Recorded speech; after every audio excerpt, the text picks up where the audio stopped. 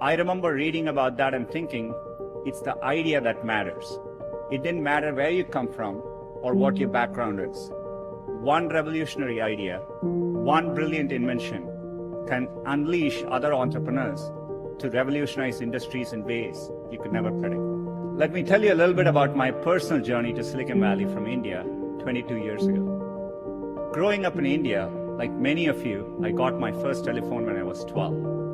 In my case, it turned out to be a rotary phone, so it wasn't that great for selfies, but I still loved to call my friends, play with it, and sometimes take it apart. That telephone cemented my fascination with technology. I remember in my parents' house in Chennai reading about the invention of the transistor at Bell Labs. Of course, that initial invention helped found what became known as Silicon Valley, and out of that came companies like Fairchild Semiconductor and Intel and all the computers and software that we all use today. You can draw a direct line from that invention to the technology that powers your Twitter feed or your WeChat messages today. The people who built the transistor in many ways enabled the entrepreneurs who are using incredible processing power to analyze data and diagnose cancer. In the same way, the invention of smartphones and GPS has enabled other companies to build apps that revolutionize the way we travel around cities. That's why I came here. I had a deep desire to be part of this exchange of ideas, this community of entrepreneurs. And coming to the global hub where this was all happening, at Stanford, I felt welcomed and embraced. People didn't care where I came from, only my ideas and hard work mattered. I'm not alone. The Valley attracts people from all over the world. That is why you're here. I'm excited that over 700 entrepreneurs from over 170 countries are joining us here today. The possibility that anyone with the right idea at the right time can have an impact on others that is no longer limited to a single place. It's possible everywhere. What we are seeing now is an unprecedented global opportunity. In China, a few months ago, I met entrepreneurs combining social, commerce, and business platforms in entirely new and unique ways. And earlier, I mentioned a game built by an entrepreneur from Vietnam. When I was last in Vietnam, I met him. His name is Dong Nguyen, and he created Flappy Bird. He was a developer from Hanoi who wanted to create simple games, non-violent games, that reminded him of why he fell in love with gaming in the first place. And it quickly became one of the world's most downloaded games for Android and iPhones. Great ideas in technology no longer come from just Silicon Valley. They can and do come from anywhere. And now they can quickly reach scale. I see hubs growing all over the world. Germany, Brazil, UK, Israel, China. The latest figures say that 21% of adults across 60 countries intend to start a business in the next 3 years. And there are over 200 million women around the world who are starting or running a business. It's clear that Silicon Valley is now as much an idea as a place, and it is an ideal of what's possible.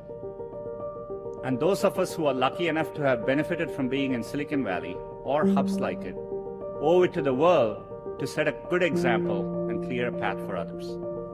And that is another reason I'm excited to be here speaking to you. Because businesses, academia, and governments all play an important role in removing these barriers.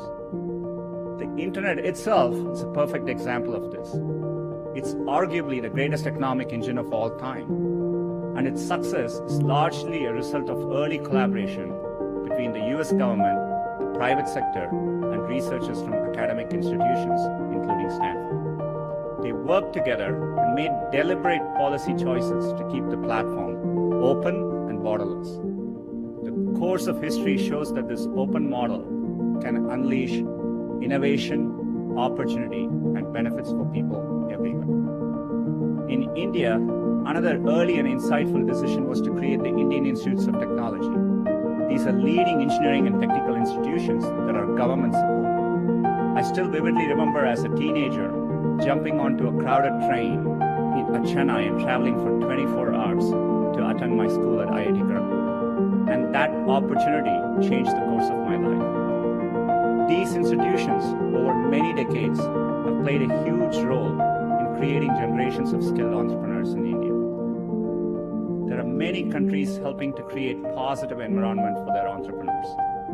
In the US, recently the Departments of State and Commerce appointed digital economy officers who will work to remove barriers and help entrepreneurs reach communities around the world.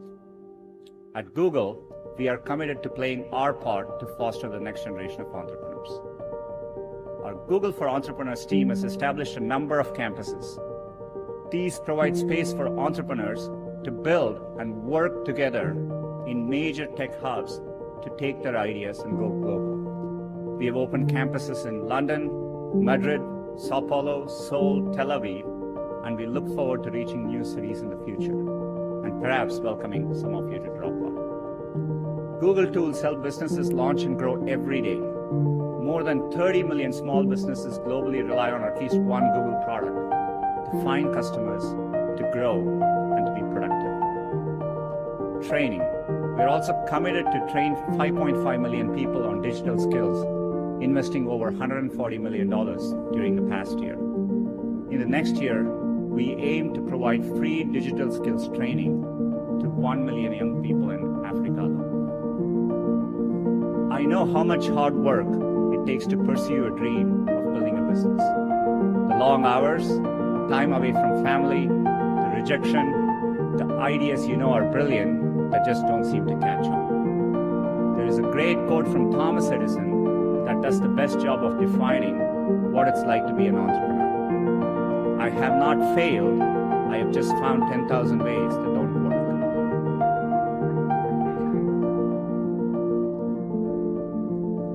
Everyone here is part of a tradition that stretches all the way back to Edison and up to companies like Google today. It's about more than building apps to make money.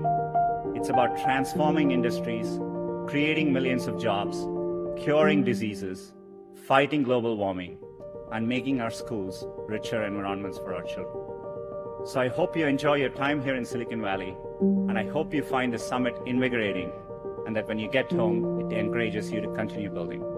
We're all looking to you, the world is counting on you, and we can't wait to see what you build next. Thank you.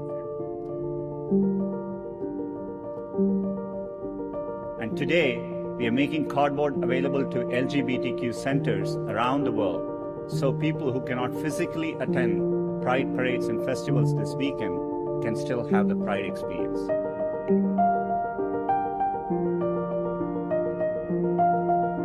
All of this came from two engineers in Paris' bright idea.